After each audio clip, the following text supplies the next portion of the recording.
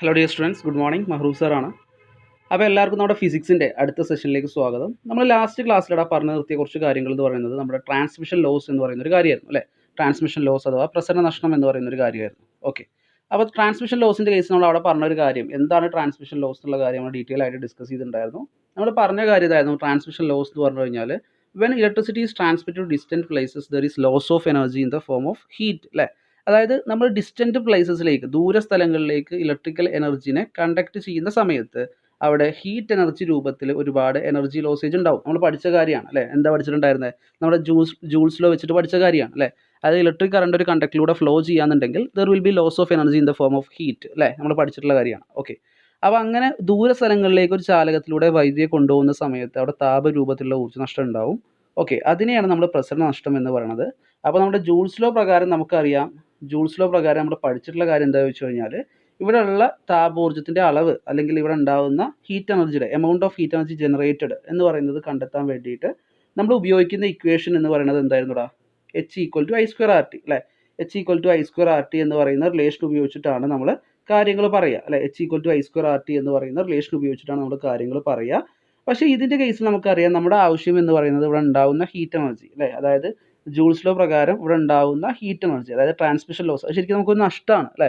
നമ്മൾ ദൂര സ്ഥലത്ത് നിന്ന് ഇപ്പോൾ എവിടെയാണ് മൂലമറ്റത്തോ എവിടെ ഉണ്ടാക്കിയിട്ടുള്ള വൈദ്യുതി എവിടെയാണ് പ്രൊഡ്യൂസ് ചെയ്തിട്ടുള്ളത് എന്നുണ്ടെങ്കിൽ, ഏത് പവർ സ്റ്റേഷനിലാണ് ഉണ്ടാക്കിയിട്ടുള്ളത് എന്നുണ്ടെങ്കിൽ ആ ഉണ്ടാക്കിയ പവർ സ്റ്റേഷനിൽ നിന്ന് നമുക്ക് എവിടേക്കാണോ ഡിസ്ട്രിബ്യൂട്ട് ചെയ്യേണ്ടത്, ആർക്കാണോ വിതരണം ചെയ്യേണ്ടത് എന്നുണ്ടെങ്കിൽ അവിടേക്ക് എത്തിക്കാൻ വേണ്ടിയിട്ട് ഒരുപാട് ദൂരത്തേക്ക് നമ്മൾ ഈ ട്രാൻസ്മിഷൻ ലൈൻസ് വഴി, അതായത് നമ്മൾ വൈദ്യുതി പ്രവഹിക്കുന്ന കമ്പികൾ വഴി ദൂര സ്ഥലത്തേക്ക് വൈദ്യുതിയെ കൊണ്ടുപോകുന്ന സമയത്ത് അവിടെ ഒരുപാട് ഊർജ്ജം നമുക്ക് എങ്ങനെ നഷ്ടപ്പെടും? താപരൂപത്തിൽ നഷ്ടപ്പെടും അല്ലേ. ഓക്കെ, അപ്പോൾ അത് കുറക്കണം. അത് ആ ഒരു നഷ്ടത്തെയാണ് നമ്മൾ ട്രാൻസ്മിഷൻ ലോസ് അല്ലെങ്കിൽ പ്രസരണ നഷ്ടം എന്നൊക്കെ വിളിച്ചിട്ടുണ്ടായിരുന്നത്. ഓക്കെ, ഇനിയിപ്പോൾ ഇതിൻ്റെ കേസിൽ എങ്ങനെയാണ് ഇപ്പോൾ നമുക്ക് ഈ നഷ്ടം കുറക്കാൻ പറ്റുക? ഓക്കെ, അപ്പോൾ നമ്മൾ അന്നേ ഡിസ്കസ് ചെയ്തൊരു കാര്യമായിരുന്നു. നമുക്കിത് കുറക്കാൻ വേണ്ടിയിട്ട് ഐനെ കുറക്കാം, ആറിനെ കുറക്കാം, ടിയെ കുറക്കാം അല്ലേ. ഈ മൂന്നാൾ കുറഞ്ഞു കഴിഞ്ഞാലും ആര് കുറയും? എച്ച് കുറയും അല്ലേ. പക്ഷേ ആറിനെയും ടീനെയും കുറക്കുന്ന സമയത്ത് അവിടെ പ്രാക്ടിക്കലി ഉള്ള ബുദ്ധിമുട്ടുകൾ ഞാൻ പറഞ്ഞു. ടി എന്താ പ്രശ്നം എന്നുള്ള കാര്യം കഴിഞ്ഞ ക്ലാസ്സിൽ പറഞ്ഞിട്ടുണ്ടായിരുന്നു.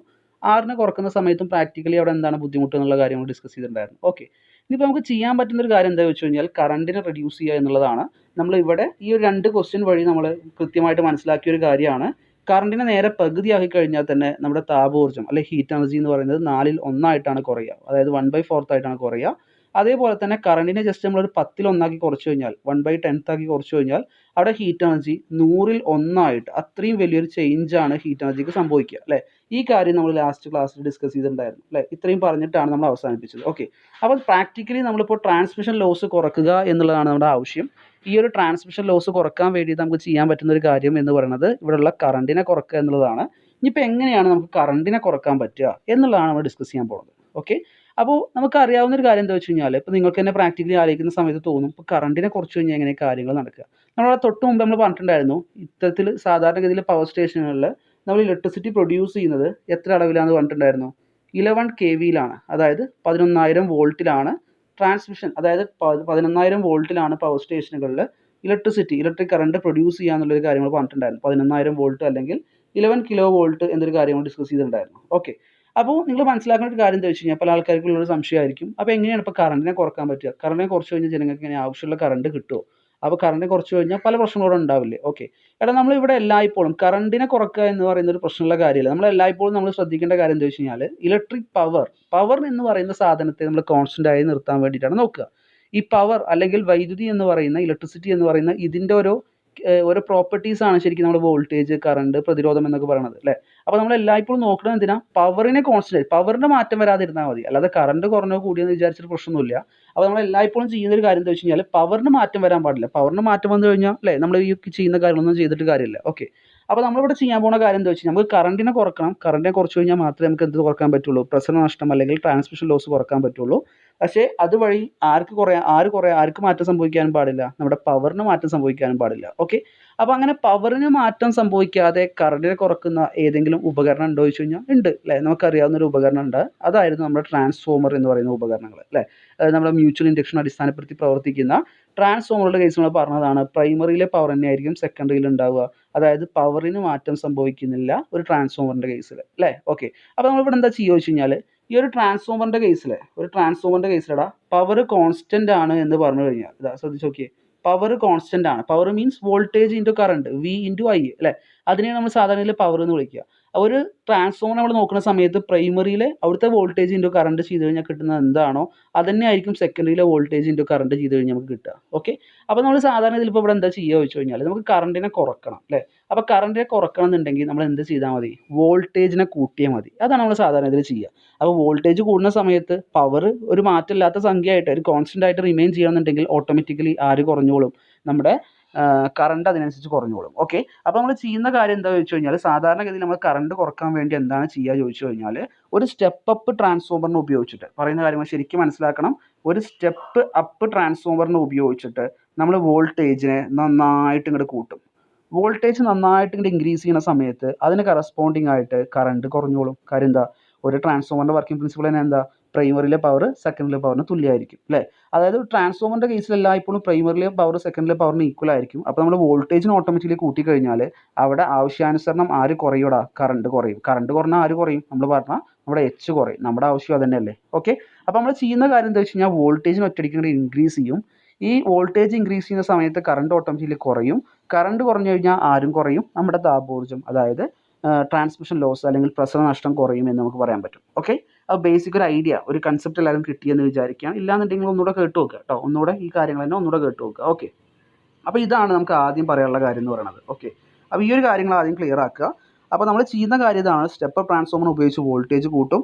വോൾട്ടേജ് കൂട്ടുന്ന സമയത്ത് ഒരു ട്രാൻസ്ഫോമറിൻ്റെ കേസിൽ നമുക്കറിയാം പവർ കോൺസ്റ്റന്റ് ആണ്. അപ്പോൾ വോൾട്ടേജ് കൂടുന്ന സമയത്ത് ഓട്ടോമാറ്റിക്കലി ആര് കുറയും, കറണ്ട് കുറയും.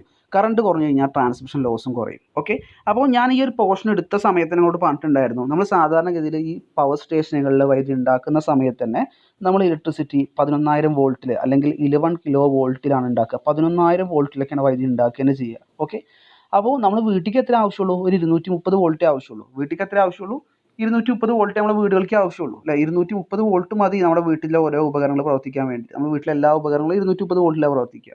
ഇന്ന് ഉണ്ടാക്കുന്ന സമയത്ത് പവർ സ്റ്റേഷനുകളിൽ ഇലക്ട്രിസിറ്റി പ്രൊഡ്യൂസ് ചെയ്യുന്നത് എത്ര വോൾട്ടിലാണ്, 11,000 വോൾട്ടിൽ അല്ലേ. 11,000 വോൾട്ടിൽ അല്ലെങ്കിൽ 11 കിലോ വോൾട്ടിൽ. ഓക്കെ, അപ്പോൾ ഈ ഒരു കാര്യം ശരിക്കും ഇങ്ങനെ ഇത്രയും വലിയൊരു വോൾട്ടേജിൽ പ്രൊഡ്യൂസ് ചെയ്യുന്ന ഈ ഒരു വൈദ്യുതിയെ ഇതിൻ്റെ വോൾട്ടേജ് ശരിക്കും നമ്മൾ ഇനിയും കൂട്ടിക്കഴിഞ്ഞാൽ, ഇപ്പോൾ ഈ 11,000 വോൾട്ടിൽ നമ്മൾ ആൾറെഡി ഉണ്ടാക്കുന്നത് അല്ലേ, ഈ 11,000 വോൾട്ടിൽ ഇത്രയും വോൾട്ടേജിന് എന്താ നമ്മൾ ആൾറെഡി പ്രൊഡ്യൂസ് ചെയ്യുന്നത് തന്നെ 11,000 വോൾട്ടിലാണ്. ഈ വോൾട്ടേജിന് ഇനിയും നമ്മൾ വോൾട്ടേജ് കൂട്ടിക്കഴിഞ്ഞാൽ കറണ്ട് ഇനിയും കുറയൂലേ. അപ്പോൾ നമുക്ക് അതുവഴി ട്രാൻസ്മിഷൻ ലോസ് നന്നായിട്ട് കുറക്കാൻ പറ്റും അല്ലേ. അതായത് ട്രാൻസ്മിഷൻ ലോസ് കുറക്കാൻ പറ്റും, അതായത് പ്രസരണ നഷ്ടം കുറക്കാൻ പറ്റും. ഓക്കെ, അപ്പോൾ നമ്മൾ ചെയ്യുന്ന കാര്യം എന്താ വെച്ചാൽ പവർ സ്റ്റേഷൻ ശരിക്കും മനസ്സിലാക്കണം കേട്ടോ. പവർ സ്റ്റേഷനിൽ 11 കിലോ വോൾട്ടിൽ അല്ലെങ്കിൽ 11,000 വോൾട്ടിൽ ഇലക്ട്രിസിറ്റി പ്രൊഡ്യൂസ് ചെയ്യും. ആ ഉണ്ടാക്കിയ ഇലക്ട്രിസിറ്റിയെ വീണ്ടും ഒരു സ്റ്റെപ്പ് അപ്പ് ട്രാൻസ്ഫോമർ ഉപയോഗിച്ചിട്ട് പവർ സ്റ്റേഷനിൽ തന്നെ ഒരു സ്റ്റെപ്പ് അപ്പ് ട്രാൻസ്ഫോമർ ഉപയോഗിച്ചിട്ട് അതിനൊന്ന് സ്റ്റെപ്പ് അപ്പ് ചെയ്യും. ഓക്കെ, അതായത് ഈ 11,000 വോൾട്ടിനെ അല്ലെങ്കിൽ 11 കിലോ വോൾട്ടിനെ നമ്മൾ 220 വോൾട്ടോ അല്ലെങ്കിൽ അതിനേക്ക് അത്രയും വലിയൊരു വോൾട്ടേജ് ആക്കി മാറ്റും. അതായത് 22,000 വോൾട്ട് അത്രയും വലിയൊരു വോൾട്ടേജ് ആക്കി മാറ്റും. ഓക്കെ, ഇത് നമ്മൾ ചെയ്യുക പവർ സ്റ്റേഷനിൽ തന്നെ വെച്ചിട്ടാണ്, പവർ സ്റ്റേഷനിൽ തന്നെയുള്ള ഒരു സ്റ്റെപ്പ് അപ്പ് ട്രാൻസ്ഫോമർ ഉപയോഗിച്ചിട്ടാണ്. അതുകൊണ്ട് തന്നെ ഈ ഒരു കേസ് നമ്മൾ പലപ്പോഴും നമ്മൾ ഈ ട്രാൻസ്ഫോമറുകളെ പവർ ട്രാൻസ്ഫോമറുകൾ എന്നൊക്കെ പറയാറുണ്ട്. എന്താ പവർ ട്രാൻസ്ഫോമർ എന്നൊക്കെ പറഞ്ഞാൽ എന്താ, എടാ പവർ സ്റ്റേഷനിലെ ട്രാൻസ്ഫോമർ എന്ന അർത്ഥത്തിലാണ്. ഓക്കെ, അപ്പോൾ പവർ സ്റ്റേഷൻ എന്ന് പറഞ്ഞു കഴിഞ്ഞാൽ നമുക്കറിയാം ദൂര സ്ഥലങ്ങളിലേക്ക് വൈദ്യുതി വൻതോതിൽ വിതരണം ചെയ്യാൻ വേണ്ടി വൻതോതിൽ വൈദ്യുതി ഉണ്ടാക്കുന്ന സ്ഥലങ്ങളെയാണ് നമ്മൾ പവർ സ്റ്റേഷൻ എന്ന് വിളിച്ചിട്ടുണ്ടായിരുന്നത് അല്ലേ. ഓക്കെ, അപ്പോൾ നമ്മൾ ഈ ഉണ്ടാക്കുന്ന വോൾട്ടേജ്, അതായത് ഇപ്പോൾ ഈ 11,000 വോൾട്ടിനാണ് നമ്മൾ ആൾറെഡി ഉണ്ടാക്കിയിട്ടുള്ളത്. ഈ 11,000 വോൾട്ടിൽ നമ്മൾ ഉണ്ടാക്കിയതിനെ വീണ്ടും ശരിക്കും ശ്രദ്ധിക്കണം കേട്ടോ, വീണ്ടും നമ്മൾ എന്ത് ചെയ്യൂടാ, വീണ്ടും നമ്മൾ അതിനെ സ്റ്റെപ്പ് അപ്പ് ചെയ്യും. എന്ത് ചെയ്യും, സ്റ്റെപ്പ് അപ്പ് ചെയ്യും അല്ലേ. അതിനെ ഇൻക്രീസ് ചെയ്യും, ആ വോൾട്ടേജിനെ ഇൻക്രീസ് ചെയ്യും. ആ വോൾട്ടേജിന് എത്രയായിട്ട് ഇൻക്രീസ് ചെയ്യും, 220 കിലോ വോൾട്ട്. 220 വോൾട്ട് അല്ല കേട്ടോ, 220 കിലോ വോൾട്ടാണ്. കിലോ എന്ന് പറഞ്ഞാൽ ഒരു 3 പൂജ്യം ഇട്ട് കൊടുക്കണം എന്നതിൻ്റെ അർത്ഥം.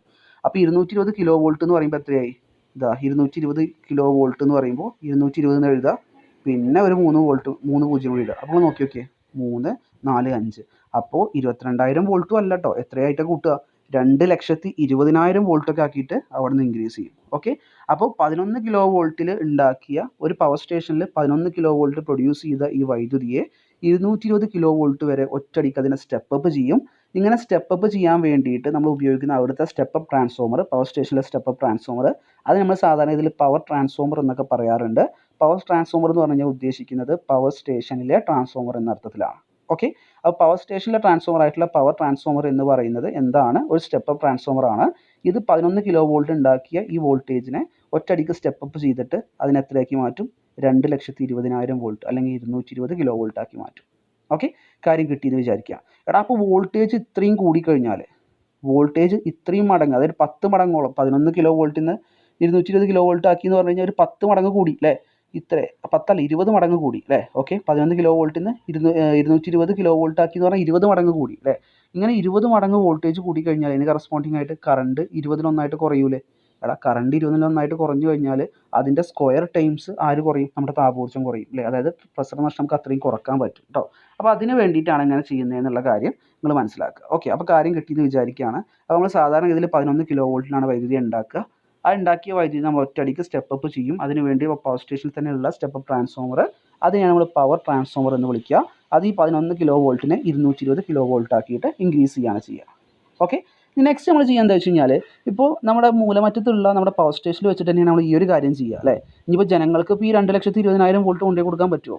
എന്തായിരിക്കും നമ്മുടെ വീട്ടിലൊക്കെ 2,20,000 വോൾട്ട് ഒരുമിച്ച് വന്നു കഴിഞ്ഞാൽ ഉണ്ടാവുക? എന്നൊക്കെ ആലോചിച്ച് കഴിഞ്ഞാൽ അറിയാം അല്ലേ? അപ്പോൾ ജനങ്ങൾക്ക് ഒരിക്കലും ഇത് ഇത്രയും വലിയൊരു വോൾട്ടേജ് കൊടുക്കാൻ പറ്റില്ല. പക്ഷേ നമുക്കാണെങ്കിൽ ജനങ്ങൾക്ക് ആവശ്യമായിട്ട് 230 വോൾട്ട് മാത്രമായിട്ട് ഉണ്ടാക്കാനും കഴിയില്ല. കാര്യം എന്താ? ഇത്രയും ദൂര സ്ഥലത്തേക്ക് കൊണ്ടുപോകുന്ന സമയത്ത് എന്തുണ്ടാവും? നമ്മൾ ആ പറഞ്ഞ കാര്യം, അതായത് പ്രസരണ നഷ്ടം ഉണ്ടാവും അല്ലേ? അപ്പോൾ നമുക്ക് ചെയ്യാൻ പ്രാക്ടിക്കലി പോസിബിൾ ആയിട്ടുള്ള കാര്യം എന്താണ്? ഓക്കെ, അപ്പോൾ നമ്മൾ എന്താ ചെയ്യുക വെച്ചാൽ, ഓരോ ഘട്ടമായിട്ട് ഓരോ സ്ഥലത്ത് വെച്ചിട്ട് നമ്മൾ ചെറുതായിട്ട് ഈ വോൾട്ടേജിനെ കുറച്ച് ഇങ്ങനെ കൊണ്ടുവരും. ഓക്കെ, ആദ്യം നമ്മൾ ഒറ്റയടിക്ക് ഇതിനെ 220 കിലോ വോൾട്ട് ആക്കി. ഇനി നമ്മൾ ഓരോ സ്ഥലങ്ങളിൽ ഓരോ ചെറിയ സ്റ്റേഷനുകൾ വെച്ചിട്ട്, ചെറിയ സ്റ്റേഷൻ, അതിനെ നമ്മൾ എന്താ വിളിക്കുക? സബ് സ്റ്റേഷൻസ് എന്ന് വിളിക്കും അല്ലേ? നമ്മൾ ഫുട്ബോളിലൊക്കെ അടുത്ത ആളിറക്കുന്നത് നമ്മൾ എന്താ പറയുക? സബിന് ഇറക്കുക എന്നൊക്കെ പറയും അല്ലേ? എന്ന പോലെ നമ്മൾ അടുത്ത് ചെറിയ സ്റ്റേഷനുകളിൽ വെച്ചിട്ട്, ഓരോരോ കേന്ദ്രങ്ങളിൽ വെച്ചിട്ട് ഇതിനെ ഘട്ടമായിട്ട്, ഇപ്പോൾ മൂലമറ്റത്ത് അത്രയും ദൂരത്താണ് നിൽക്കുന്നുണ്ടാവുക. പിന്നെ കുറച്ച് അടുത്തേക്ക് എത്തുന്ന സമയത്ത് അടുത്ത സബ്സ്റ്റേഷനുകൾ ഉണ്ടാവും, ചെറിയ സബ്സ്റ്റേഷനുകൾ ഉണ്ടാവും. അപ്പോൾ ഓരോ സബ്സ്റ്റേഷനിൽ വെച്ചിട്ട് നമ്മളതിനെ ഘട്ടമായിട്ട് ഈ വോൾട്ടേജിനെ കുറച്ച് കൊണ്ടുവരികയാണ് ചെയ്യുക. അതാണ് അവിടെ കാണിച്ചിട്ടുള്ളത്. നെക്സ്റ്റ് പറയുന്ന കാര്യങ്ങൾ അതൊക്കെയാണ്. ഈ ഒരു പോർഷൻ ജസ്റ്റ് നിങ്ങളൊന്ന് വായിച്ച് നോക്കണം കേട്ടോ. ടെക്സ്റ്റിലുണ്ട്. അതിന് ഓരോ ഘട്ടങ്ങളിലായിട്ട് 110 കിലോ വോൾട്ട്, 400 കിലോ വോൾട്ട്, അങ്ങനെ ഓരോ ഘട്ടമായിട്ട് നമ്മളതിനെ റെഡ്യൂസ് ചെയ്ത് കൊണ്ടുവരും. അവസാനം നമ്മുടെ വീടിൻ്റെ ഏറ്റവും അടുത്തുള്ള, അപ്പോൾ ഈ ഒരു സബ്സ്റ്റേഷനുകളിലെല്ലാം ഉള്ള ട്രാൻസ്ഫോമർ എന്ത് ട്രാൻസ്ഫോമർ ആയിരിക്കും? സ്റ്റെപ്പ് ഡൗൺ ട്രാൻസ്ഫോമറിലായിരിക്കും. അപ്പോഴല്ലേ വോൾട്ടേജിനെ കുറക്കാൻ പറ്റുള്ളൂ. എന്ത് ട്രാൻസ്ഫോമർ ആയിരിക്കും? സ്റ്റെപ്പ് ഡൗൺ ട്രാൻസ്ഫോമർ ആയിരിക്കും. ഓക്കെ, അപ്പോൾ നമ്മൾ ഒരേ ഒരു സ്റ്റെപ്പ് ട്രാൻസ്ഫോമറേ പറഞ്ഞിട്ടുള്ളൂ. അത് നമ്മളെ പവർ സ്റ്റേഷനിലെ ട്രാൻസ്ഫോമർ ആയിട്ടുള്ള പവർ ട്രാൻസ്ഫോമർ ആണ്. അത് ഈ 11 കിലോ വോൾട്ടിന് 220 കിലോ വോൾട്ടൊക്കെ ആക്കി മാറ്റും. ബാക്കി സബ് സ്റ്റേഷനിലുള്ള എല്ലാ ട്രാൻസ്ഫോമറും സ്റ്റെപ്പ് ഡൗൺ ട്രാൻസ്ഫോമറുകളാണ്. അങ്ങനെ പോയി ഏറ്റവും അവസാനത്തെ സബ്സ്റ്റേഷൻ ഏതാ? നമ്മുടെ വീടിൻ്റെ ഏറ്റവും അടുത്തുള്ള ട്രാൻസ്ഫോമറിലേക്ക് എത്തിയെന്ന് വിചാരിക്കുക. ഓക്കെ, ഏറ്റവും അടുത്തുള്ള സ്റ്റേഷനിലേക്ക് എത്തി വിചാരിക്കുക. ഓക്കെ, അത് നമ്മൾ എന്താ പറയുക? അവിടുന്നാണ് ജനങ്ങൾക്ക് എല്ലാവർക്കും ഇങ്ങനെ വിതരണം ചെയ്യുക. അപ്പോൾ നമ്മൾ വീടിൻ്റെ അടുത്ത് ട്രാൻസ്ഫോമർ ഉണ്ടായിരിക്കും അല്ലേ? അപ്പോൾ അവിടുന്നാണ് ജനങ്ങൾക്ക് എല്ലാവർക്കും വിതരണം ചെയ്യുക. അപ്പോൾ അതുകൊണ്ട് തന്നെ എല്ലാവർക്കും ഡിസ്ട്രിബ്യൂട്ട് ചെയ്യുന്ന ഈ ഒരു ട്രാൻസ്ഫോമർ നമ്മൾ വിളിക്കുക ഡിസ്ട്രിബ്യൂഷൻ ട്രാൻസ്ഫോമർ അല്ലെങ്കിൽ വിതരണ ട്രാൻസ്ഫോമർ എന്ന് തന്നെയാണ് വിളിക്കുക. എന്താ വിളിക്കുക?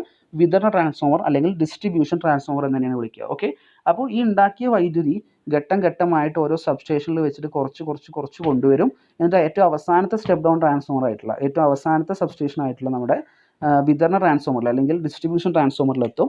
ഈ ഡിസ്ട്രിബ്യൂഷൻ ട്രാൻസ്ഫോമറിലേക്ക് എത്തുന്ന സമയത്ത് ഇത് എത്രയായിട്ടുണ്ടാവും എന്ന് അറിയാം നമുക്ക് ഈ വോൾട്ടേജ്? ഡിസ്ട്രിബ്യൂഷൻ ട്രാൻസ്ഫോമറിലേക്ക് എത്തുന്ന സമയത്ത് നമ്മൾ ഘട്ടമായി കുറച്ച് കൊണ്ടുവന്നിട്ട് ഈ ഡിസ്ട്രിബ്യൂഷൻ ട്രാൻസ്ഫോമറിലേക്ക് എത്തുന്ന സമയത്ത് ഇത് വീണ്ടും എത്ര തന്നെ ആയിട്ടുണ്ടാവും? 11 കിലോ വോൾട്ട് തന്നെ ആയിട്ടുണ്ടാവും. എവിടേക്ക് എത്തുന്ന സമയത്ത്? നമ്മുടെ ഡിസ്ട്രിബ്യൂഷൻ ട്രാൻസ്ഫോമറിലേക്ക് എത്തുന്ന സമയത്ത്. ഓക്കെ, അപ്പോൾ ഡിസ്ട്രിബ്യൂഷൻ ട്രാൻസ്ഫോമറിലേക്ക് എത്തുന്ന സമയത്ത് ഇത് വീണ്ടും എത്ര, അല്ലെങ്കിൽ വിതരണ ട്രാൻസ്ഫോമറിലേക്ക് എത്തുന്ന സമയത്ത് വീണ്ടും എത്ര തന്നെ ആയിട്ടുണ്ടാവും? 11 കിലോ വോൾട്ടിനായിട്ടുണ്ടാവും. ഓക്കെ, നമ്മുടെ ഡിസ്ട്രിബ്യൂഷൻ ട്രാൻസ്ഫോമറിലേക്ക് വരിക 3 ഫേസ് ലൈനുകളായിരിക്കും. അത് ഇതിനെ കറസ്പോണ്ടിങ് ആയിട്ട് ആ കാര്യങ്ങളൊക്കെ നമുക്ക് പറയാം കേട്ടോ. പുറത്തേക്ക് പോവുക 4 ലൈനുകളായിരിക്കും, 3 ഫേസ് ലൈനുകളും ഒരു ന്യൂട്രൽ ലൈനും. ഓക്കെ, നമ്മൾ ഡീറ്റെയിൽ ആയിട്ട് പറയാം കേട്ടോ. 3 ഫേസ് ലൈനും ഒരു ന്യൂട്രൽ ലൈനും ഒക്കെയാണ് പുറത്തേക്ക് പോവുക. ഓക്കെ, അപ്പോൾ ഈ രീതിക്കാണ് നമ്മൾ ട്രാൻസ്ഫോമർ അറേഞ്ച് ചെയ്തിട്ടുണ്ടാവുക. അപ്പോൾ ഈ 11 കിലോ വോൾട്ടാണ് നമ്മൾ ട്രാൻസ്ഫോമറിലേക്ക് എത്തിയത്. അതായത് പവർ സ്റ്റേഷനിൽ ഉണ്ടാക്കിയിട്ടുള്ള 11 കിലോ വോൾട്ട് അത് നമ്മൾ ഒറ്റയടിക്ക് 220 കിലോ വോൾട്ട് ആക്കി. ആരെ ഉപയോഗിച്ചിട്ട്? നമ്മുടെ സ്റ്റെപ്പ് ട്രാൻസ്ഫോമർ ആയിട്ടുള്ള പവർ ട്രാൻസ്ഫോമർ ഉപയോഗിച്ചിട്ട്. പിന്നെ ബാക്കി ഓരോ സബ്സ്റ്റേഷനിലുള്ള നമ്മൾ സ്റ്റെപ്പ് ഡൗൺ ട്രാൻസ്ഫോമർ ഉപയോഗിച്ച് ഘട്ടമായിട്ട് ഇതിനെ കുറച്ച് കൊടുക്കുന്നു. അങ്ങനെ അവസാനത്തെ സ്റ്റെപ്പ് ഡൗൺ ട്രാൻസ്ഫോമർ ആയിട്ടുള്ള നമ്മുടെ ഡിസ്ട്രിബ്യൂഷൻ ട്രാൻസ്ഫോമർ, അതായത് വിതരണ ട്രാൻസ്ഫോമറിലേക്ക് എത്തി. ഈ വിതരണ ട്രാൻസ്ഫോമറിലേക്ക് എത്തുന്നത് 11 കിലോ വോൾട്ടാണ്.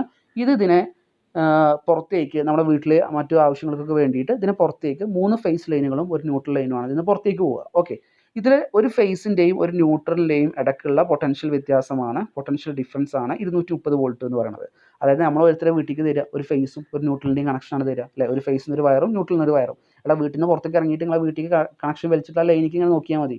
4 ലൈൻസ് ഇങ്ങനെ പോകുന്നുണ്ടാവും. അതിന് ഫേസിൽ നിന്ന് ഒരു ലൈന് വലിച്ചിട്ടുണ്ടാവും, ന്യൂട്രലിൽ നിന്ന് ഒരു വയർ ഇങ്ങനെ വരുന്നുണ്ടാവും. ഇങ്ങനെ ആയിരിക്കും നിങ്ങളെ വീട്ടിലേക്ക് കണക്ഷൻ എടുത്തിട്ടുണ്ടാവുക. ഓക്കെ, അപ്പോൾ ഈ രീതിക്കാണ് ഓരോ വീടുകൾക്ക് കണക്ഷൻ കൊടുത്തിട്ടുണ്ടാവുക.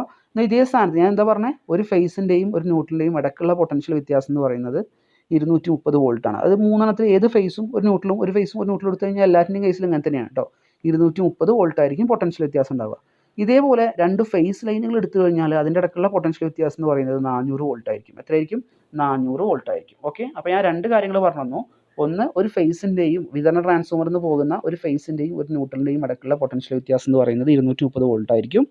അതേപോലെ തന്നെ 2 ഫേസുകളുടെ ഇടയ്ക്കുള്ള പൊട്ടൻഷ്യൽ വ്യത്യാസം എന്ന് പറയുന്നത് 400 വോൾട്ട് ആയിരിക്കും എന്നുള്ള കാര്യം പറഞ്ഞു. ഓക്കെ, അപ്പോൾ ആ രീതിക്ക് തന്നെ കാര്യങ്ങൾ മനസ്സിലാക്കുക. അപ്പോൾ നിങ്ങൾക്ക് സംശയം, അപ്പോൾ നമ്മുടെ വീട്ടിലേക്ക് ഒരു ഫേസ് ന്യൂട്രലാണ് എടുക്കുക എന്ന് പറഞ്ഞു. അപ്പോൾ 230 വോൾട്ട്. അപ്പോൾ ഇനിയിപ്പോൾ എവിടേക്കാണ് അപ്പോൾ ഈ 2 ഫേസിൻ്റെ ആവശ്യം? 400 വോൾട്ടൊക്കെ എവിടേക്കാണ് ആവശ്യം? എടാ, നമ്മുടെ നാടുകളിൽ തന്നെ ചെറിയ ചെറിയ ഇൻഡസ്ട്രികൾ ഉണ്ടാവും, അല്ലെങ്കിൽ മില്ല് പോലത്തെ കുറച്ചുകൂടി അധികം വൈദ്യുതി, അതായത് മെഷീനുകൾ കാര്യങ്ങളൊക്കെ ഓപ്പറേറ്റ് ചെയ്യാൻ കുറച്ചുകൂടി അധികം വൈദ്യുതി ആവശ്യമായിട്ടുള്ള സ്ഥലങ്ങളുണ്ടായിരിക്കും അല്ലേ?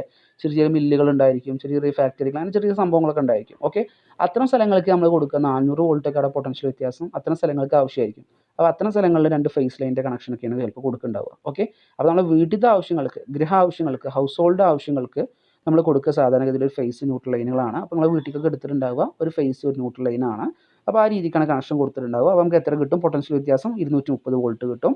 അതേ സ്ഥാനത്ത് 2 ഫേസ് ലൈനുകൾ അടക്കമുള്ള പൊട്ടൻഷ്യൽ വ്യത്യാസം എന്ന് പറയുന്നത് എത്രയാണെന്ന് പറഞ്ഞു? 400 വോൾട്ട് ആണെന്ന് പറഞ്ഞു. ഓക്കെ, ഇത്രയും കാര്യങ്ങൾ കൃത്യമായിട്ട് മനസ്സിലാക്കുക. ഓക്കെ, നെക്സ്റ്റ് ഇതിൻ്റെ കേസിൽ നിങ്ങൾ മനസ്സിലാക്കേണ്ട ഒരു കാര്യം, ഒരു ഫേസ് ലൈനിൽ ഒറ്റയ്ക്ക് ഒരു ഫേസ് ലൈനിന് മാത്രം നമ്മൾ കണക്ഷൻ എടുത്തു കഴിഞ്ഞാൽ ഒരിക്കലും അവിടെ പൊട്ടൻഷ്യൽ വ്യത്യാസമില്ല. നിങ്ങൾക്കറിയാം, പൊട്ടൻഷ്യൽ വ്യത്യാസം ഉണ്ട് എന്നുണ്ടെങ്കിൽ മാത്രമേ എന്തൊഴുകുള്ളൂ? വൈദ്യുതി ഒഴുകുള്ളൂ അല്ലേ? ഓക്കെ, അപ്പോൾ ഒരു ഫേസ് ലൈൻ മാത്രം എടുത്തു കഴിഞ്ഞാൽ അവിടെ എന്തില്ല? വോൾട്ടേജ് ഇല്ല, അതായത് പൊട്ടൻഷ്യൽ വ്യത്യാസം ഇല്ല. നമ്മളൊരു ഒന്നില്ലെങ്കിൽ 2 ഫേസ് എടുക്കണം, അല്ലെങ്കിൽ ഒരു ഫേസ് ന്യൂട്രൽ എടുക്കണം. അപ്പോൾ മാത്രമേ അവിടെ പൊട്ടൻഷ്യൽ വ്യത്യാസം ഉണ്ടാവുള്ളൂ. പൊട്ടൻഷ്യൽ വ്യത്യാസം ഉണ്ട് എന്നുണ്ടെങ്കിൽ മാത്രമേ എന്തൊഴുകുള്ളൂ? കറണ്ട് ഒഴുകുള്ളൂ അല്ലേ? നമ്മളൊക്കെ ഡീറ്റെയിൽ ആയിട്ട് നമ്മളെ ബേസിക് ക്ലാസ്സിൽ പറഞ്ഞതാണ്. ഞങ്ങളോട് പറഞ്ഞു അത്തരം ബേസിക് ആയിട്ടുള്ള കാര്യങ്ങളൊക്കെ സംശയം ഉണ്ട് എന്നുണ്ടെങ്കിൽ ചാനൽ റെഫർ ചെയ്യാൻ വേണ്ടി പറഞ്ഞു അല്ലേ? ഫിസിക്സ് ഇല്ല, മഹ്റൂഫിൽ സെർച്ച് ചെയ്താൽ മതി, അതിലുണ്ടാവും കാര്യങ്ങൾ. നമ്മൾ ബേസിക് ക്ലാസ് നമ്മൾ ഫസ്റ്റ് എടുത്ത ക്ലാസ് മുതൽ അതിലുണ്ടാവും കേട്ടോ. ജസ്റ്റ് ഒന്ന് കണ്ടു നോക്കിയാൽ മതി, ഐഡിയ ഇല്ലാത്ത ആൾക്കാരുണ്ടെന്നുണ്ടെങ്കിൽ. ഓക്കെ, അപ്പോൾ ഈ ഒരു ചാപ്റ്റർ ത്രൂ ഔട്ട് നമുക്ക് ഇലക്ട്രിസിറ്റിയുമായി ബന്ധപ്പെട്ട കാര്യങ്ങളാണ് പറയാനുള്ളത്. അപ്പോൾ ആ ഒരു കൺസെപ്റ്റുകളൊക്കെ ശരിക്കും ഈ ഒരു പോർഷനിലാണ് നമുക്ക് ആവശ്യം വരിക കേട്ടോ, അല്ലെങ്കിൽ ഒരുപാട് കൺഫ്യൂഷൻസ് വരും ആ ബേസിക് കാര്യങ്ങൾ അറിയില്ല എന്നുണ്ടെങ്കിൽ. ഓക്കെ, അപ്പോൾ എന്തായാലും ഈ ഒരു കാര്യങ്ങൾ ക്ലിയർ ചെയ്യുക. അപ്പോൾ 2 ഫേസിൻ്റെ ഇടയ്ക്കുള്ള പൊട്ടൻഷ്യൽ വ്യത്യാസം എന്ന് പറയുന്നത് 400 വോൾട്ട് ആണ്. ഒരു ഫേസിൻ്റെയും ഒരു ന്യൂട്രലിൻ്റെയും ഇടയ്ക്കുള്ള പൊട്ടൻഷ്യൽ വ്യത്യാസം എന്ന് പറയുന്നത് 230 വോൾട്ട് ആണ് എന്നുള്ള കാര്യം. ഓക്കെ, ഇത്രയും കാര്യങ്ങൾ നിങ്ങൾ ജസ്റ്റ് ഒന്ന് മനസ്സിലാക്കുക. ഇനി ഇതിൻ്റെ കേസിൽ തന്നെ, ഈ ഒരു കേസിൽ തന്നെ നമുക്ക് പറയാനുള്ള വേറെ കുറച്ച് കാര്യങ്ങളുണ്ട്. ഈ ഒരു കേസിൽ തന്നെ നമുക്ക് ഡിസ്കസ് ചെയ്യാനുള്ള അടുത്തൊരു കാര്യമാണ് നമ്മളെ വീട്ടിലേക്ക്. ഇപ്പോൾ നമ്മൾ ഏതുവരെ പറഞ്ഞു, ഞങ്ങളോട് പറഞ്ഞത് ശരിക്കും ഒരു ഫിലിം സ്റ്റോറി പറയുന്ന പോലുള്ള കാര്യങ്ങളാണ് നമുക്ക് ഡിസ്കസ് ചെയ്യാനുള്ളത്. അതായത് നമ്മൾ വൈദ്യുതി ഉണ്ടാക്കിയത് മുതൽ നമ്മൾ വീട്ടിലേക്ക് എത്തുന്ന വരെയുള്ള കാര്യങ്ങൾ നമ്മൾ പറയുന്നത് കണ്ടിട്ടുണ്ടായിരുന്നു അല്ലേ? നമ്മൾ വൈദ്യുതി ഉണ്ടാക്കിയിട്ട് ഏതുവരെ എത്തി? നിങ്ങളുടെ വീടിൻ്റെ ഏറ്റവും അടുത്തുള്ള സ്റ്റെപ്പ് ഡൗൺ ട്രാൻസ്ഫോമർ ആയിട്ടുള്ള വിതരണ ട്രാൻസ്ഫോമറിലേക്ക് അതുവരെ എത്തി അല്ലേ? ഞാൻ അവിടെ നിങ്ങളുടെ വീടിൻ്റെ ഉള്ളിൽ നിങ്ങൾ പഠിക്കാനിരിക്കുന്ന മുറിയിൽ ബൾബ് പ്രകാശിക്കുന്നവരെ നമ്മൾ പറയുന്നത് പറഞ്ഞത് അല്ലേ? അപ്പോൾ അതിൻ്റെ ബാക്കി കാര്യങ്ങളാണ് നെക്സ്റ്റ് നമ്മൾ പറയാനുള്ളത്. ഇനി അപ്പോൾ എങ്ങനെയാണ് നിങ്ങളുടെ വീട്ടിലേക്ക് വൈദ്യുതി എത്തണത് എന്നുള്ള കാര്യം നെക്സ്റ്റ് പറയാൻ പോകുന്നത്. ഓക്കെ, അതാണ് ഗൃഹവൈദ്യുതീകരണം അല്ലെങ്കിൽ ഹൗസ് ഹോൾഡ് ഇലക്ട്രിഫിക്കേഷൻ എന്ന് പറയുന്ന കാര്യം. ഓക്കെ, അപ്പോൾ അത് എനിക്കറിയാം, അതിൻ്റെ മുകളിൽ കുറേ ക്വസ്റ്റ്യൻസ് കാര്യങ്ങളൊക്കെ ഉണ്ട്, നമുക്ക് ഒരുപാട് സംശയങ്ങളുണ്ടാവും, അതെല്ലാം നമ്മൾ ഡിസ്കഷൻ സെഷനിൽ ക്ലിയർ ചെയ്യും കേട്ടോ. ഓക്കെ, അപ്പോൾ നെക്സ്റ്റ് പറയാനുള്ളത് ഗൃഹവൈദ്യുതീകരണം അല്ലെങ്കിൽ ഹൗസ് ഹോൾഡ് ഇലക്ട്രിഫിക്കേഷൻ എന്ന് പറയുന്ന കാര്യമാണ്. എന്താണ് ഗൃഹവൈദ്യുതീകരണം അല്ലെങ്കിൽ ഹൗസ് ഹോൾഡ് ഇലക്ട്രിഫിക്കേഷൻ എന്ന് പറഞ്ഞു കഴിഞ്ഞാൽ, എടാ ഞാൻ പറഞ്ഞില്ലേ നിങ്ങളോട്, വീട്ടിലേക്ക് ഒരു ഫേസ് ലൈൻ ഒരു ന്യൂട്രൽ ലൈനും എടുക്കുക. ഇനി അത് കഴിഞ്ഞിട്ട് ഇപ്പോൾ എങ്ങനെയാണ് നിങ്ങളുടെ വീട്ടിലൊരു ബൾബ് പ്രകാശിക്കുന്നത്, എങ്ങനെയാണ് ഇപ്പോൾ വീട്ടിലേക്ക് കറണ്ട് ഏത് രീതിക്കാണ് നമ്മൾ വീട്ടിലേക്ക് എടുക്കുന്നത് എന്ന കാര്യം നെക്സ്റ്റ് പറയാൻ പോകുന്നത് കേട്ടോ. അപ്പോൾ നിങ്ങൾക്ക് ഇവിടെ കാണാൻ പറ്റുന്നുണ്ട്, നമ്മളെ വീട്ടിൽ കണക്ഷൻ എടുക്കുന്ന സമയത്ത് അവിടെ 2 കാര്യങ്ങൾ കാണിച്ചിട്ടുണ്ട് അല്ലേ? അതായത് ഒരു ഫേസ് ഒരു ന്യൂട്രൽ വയറുകൾ വലിച്ചിട്ടുണ്ട്. ഇത് വലിച്ചു കഴിഞ്ഞാൽ ആദ്യം നേരെ വൈദ്യുതി എടുക്കുക എങ്ങോട്ടാണ്? KWH മീറ്റർ എന്ന് പറയുന്ന ഉപകരണത്തിലേക്കാണ്. KWH മീറ്റർ എന്ന് പറഞ്ഞു കഴിഞ്ഞാൽ കിലോ വാട്ട് ഹവർ മീറ്റർ എന്നൊക്കെയാണ് അതിൻ്റെ ഫുള്ള് ഡീറ്റെയിൽ ആയിട്ട് നമ്മൾ പഠിക്കും കേട്ടോ. അതായത് നിങ്ങൾ വീടിൻ്റെ പുറത്ത്, നിങ്ങൾ ലൈൻമാനൊക്കെ കറണ്ട് ബില്ലൊക്കെ എഴുതാൻ വരുന്ന സമയത്ത് വീടിൻ്റെ പുറത്ത് ഇങ്ങനെ പോയിട്ട് നോക്കുന്ന ഒരു മീറ്റർ ബോർഡ് ഉണ്ട് അല്ലേ? നിങ്ങൾ അതിനെ മീറ്റർ ബോർഡ് എന്നൊക്കെ വിളിക്കും. ആ സാധനത്തിനാണ് KWH മീറ്റർ എന്ന് പറയുന്നത് അല്ലേ? എത്രത്തോളം വൈദ്യുതി നിങ്ങൾ ഉപയോഗിച്ചു എന്നൊക്കെ മനസ്സിലാക്കാൻ നിങ്ങളെ സഹായിക്കുന്ന ഒരു ബോർഡാണത്. ഓക്കെ, ആ ഒരു സാധനത്തിന് നമ്മൾ KWH മീറ്റർ എന്ന് പറയാം. അതിന് ശേഷം അടുത്ത ആൾ അല്ലേ? അടുത്ത ആൾ ആരാ? അതിൻ്റെ തൊട്ട് മേലെ തന്നെ ഉണ്ടായിരിക്കും മെയിൻ ഫ്യൂസ് ഇങ്ങനെ കണക്ട് ചെയ്തിട്ടുണ്ടാവും. നമ്മളെ വീട്ടിൽ നിങ്ങൾ പുറത്ത്, അത് രണ്ടും വീടിൻ്റെ പുറത്താണ് അധികം ഉണ്ടാവുക കേട്ടോ. വീടിൻ്റെ പുറത്താണ് ഈ 2 സാധനങ്ങൾ കാണുക. KWH മീറ്ററിനെ അതേപോലെ തന്നെ അടുത്ത ഭാഗമായിട്ടുള്ള മെയിൻ ഫ്യൂസ് എന്ന് പറയുന്ന ഭാഗത്തിനും കാണുക എവിടെയാണ്? വീടിൻ്റെ പുറത്താണ്. അപ്പോൾ നമ്മൾ ലൈൻസിൽ നിന്ന് കണക്ഷൻ എടുത്തിട്ട് നേരെ കൊടുത്തിട്ടുണ്ടാവുക ആദ്യത്തെ ഭാഗമായിട്ടുള്ള KWH മീറ്ററിലേക്കാണ്. പിന്നെ രണ്ടാമത് നമ്മൾ കൊടുത്തിട്ടുണ്ടാവുക, ആദ്യം കൊടുത്ത് KWH മീറ്ററിലേക്ക്, രണ്ടാമത് കൊടുത്തിട്ടുണ്ടാവുക മെയിൻ ഫ്യൂസിക്കാണ്. ഇത് രണ്ടും വീടിൻ്റെ പുറത്താണ് ഉണ്ടാവുക. ഓക്കെ, നെക്സ്റ്റ് നമ്മുടെ മെയിൻ സ്വിച്ച് എന്ന് പറയുന്ന ഭാഗം ഉണ്ടാവും. ഇത് വീടിൻ്റെ ഉള്ളിലുണ്ടാവുക മെയിൻ സ്വിച്ച് എന്ന് പറയുന്ന ഭാഗം. പിന്നെ അതേപോലെ തന്നെ അടുത്ത കണക്ഷൻ നമ്മൾ കൊടുക്കുക ELCB, earth leakage circuit breaker എന്ന് പറയുന്ന ഭാഗത്തേക്കാണ്. ഇതൊക്കെ നമ്മൾ ഡീറ്റെയിൽ ആയിട്ട് നമ്മൾ ഡിസ്കസ് ചെയ്യും കേട്ടോ. ജസ്റ്റ് നിങ്ങളൊന്ന് പരിചയപ്പെടുത്തുകയാണ്. പിന്നെ നെക്സ്റ്റ് ഓരോ റൂമിലേക്കുള്ള ചെറിയ ചെറിയ കണക്ഷൻസ് ഉണ്ടാവും. കുഞ്ഞു ഓരോ റൂമിലത്തെ മാത്രം നമുക്ക് കൺട്രോൾ ചെയ്യാൻ പറ്റുന്ന ചെറിയ മെയിൻ സ്വിച്ചിൻ്റെ ബോർഡുമ്പോൾ തന്നെ ഉണ്ടായിരിക്കും. നിങ്ങളുടെ വീട്ടിൽ അങ്ങനെ തന്നെ ആയിരിക്കും അധികം കണക്ഷൻ കൊടുത്തിട്ടുണ്ടാവുക. ഇനി കുറച്ച് പഴയ വീടുകളൊക്കെ ആണെങ്കിൽ ചിലപ്പോൾ ചെറിയ മാറ്റം ഉണ്ടാവും കേട്ടോ. അത് ഓരോ റൂമിലത്തെയും ലൈറ്റുകളെ അല്ലെങ്കിൽ ഓരോ റൂമിലേക്കുള്ള കണക്ഷൻസിനെ സെപ്പറേറ്റ് കൺട്രോൾ ചെയ്യാൻ വേണ്ടി സഹായിക്കുന്ന ചെറിയ മിനിയേച്ചർ സർക്യൂട്ട് ബോർഡുകൾ ഉണ്ടായിരിക്കും. ഇത് നമ്മളെ മെയിൻ സ്വിച്ചിൻ്റെ അവിടെ തന്നെ ആ ബോർഡിൽ തന്നെയാണ് കാണുക കേട്ടോ. അതിനാണ് നമ്മൾ MCB എന്ന് പറയുക. അത് നമ്മൾ ഡീറ്റെയിൽ ആയിട്ട് പഠിക്കും. ELCB നമ്മൾ ഡീറ്റെയിൽ ആയിട്ട് പഠിക്കും. ഈ MCB എന്നാണ് നേരിട്ട് നമ്മൾ എങ്ങോട്ട് കണക്ഷൻ കൊടുക്കുക, നമ്മുടെ സ്വിച്ച് ബോഡിക്ക് കണക്ഷൻ കൊടുക്കുക, ഓരോ റൂമുകളുടെ സ്വിച്ച് ബോഡിക്ക് കണക്ഷൻ കൊടുക്കുക. ഓക്കെ, അതിലത്തെ ഓരോ സ്വിച്ചുകളിൽ നിന്നാണ് നമ്മൾ ലൈറ്റിക്കും ഫാനിക്കും കാര്യങ്ങളൊക്കെ കൊടുക്കുക അല്ലേ. അതിൻ്റെ സ്വിച്ച് ബോർഡിലെ സ്വിച്ച് ഓൺ ആക്കുമ്പോഴല്ലേ നമുക്ക് ലൈറ്റും അതേപോലെ ഫാനൊക്കെ പ്രവർത്തിക്കാൻ പറ്റുക. ഓക്കെ, അപ്പോൾ ന്യൂട്രലിൽ ഫേസ് ലൈൻ 2 ലൈനുകൾ വലിച്ചു, നേരെ KWH മീറ്റർക്കാണ് വലിച്ചത്. അവിടുന്ന് മെയിൻ ഫ്യൂസ് ഉണ്ട്, മെയിൻ സ്വിച്ച് ഉണ്ട്, ELCB ഉണ്ട്, MCB ഉണ്ട്, സ്വിച്ച് ബോർഡ് ഉണ്ട്. പിന്നെ അതേപോലെ തന്നെ അവിടെ പച്ച കളറിലുള്ള ലൈൻ ഇങ്ങനെ പോകാൻ കാണുന്നുണ്ട് അല്ലേ, എർത്തിങ് ആണത്, എർത്ത് ലൈനാണ്. അതിനെക്കുറിച്ചൊക്കെ നമ്മൾ ഡീറ്റെയിൽ ആയിട്ട് പറയും. ഓക്കെ, അപ്പോൾ ബേസിക് ആയിട്ട് ഈ കാര്യങ്ങളൊക്കെ വായിച്ചൊരു ഐഡിയ ഉണ്ടാക്കിയിട്ട് ക്ലാസ്സിലേക്ക് വരിക. അപ്പോൾ ബാക്കി കാര്യങ്ങളൊക്കെ നമുക്ക് ഡീറ്റെയിൽ ആയിട്ട് ഡിസ്കസ് ചെയ്യാം. ഡൗട്ടുകൾ ഉണ്ടായിരിക്കും, ഡീറ്റെയിൽ ആയിട്ട് നമുക്ക് ഓരോ കാര്യങ്ങളും ഡിസ്കസ് ചെയ്യാം. ഓക്കെ, അപ്പോൾ that's only about today's session. Thank you.